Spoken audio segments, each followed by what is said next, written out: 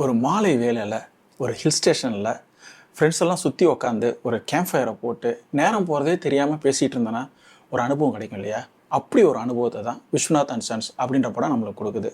இந்த படத்தோட director Venkat lorry நம்ம வாழ்க்கையில் நடக்கிற சின்ன சின்ன விஷயங்களை ரொம்ப சுவையானதாக மாற்றி நிறைய காமெடி சேர்த்து 2.25 மணி நேரம் ஒரு படத்தை கொடுத்துருக்காரு.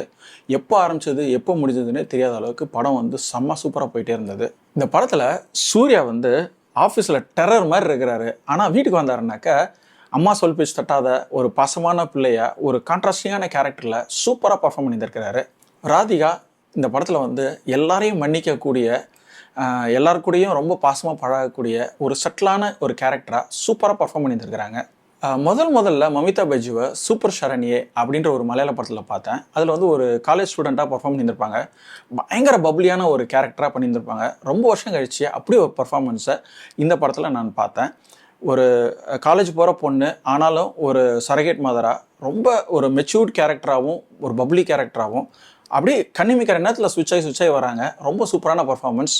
இந்த படம் ஃபேமிலியோடு பார்த்து என்ஜாய் பண்ண வேண்டிய ஒரு படம்.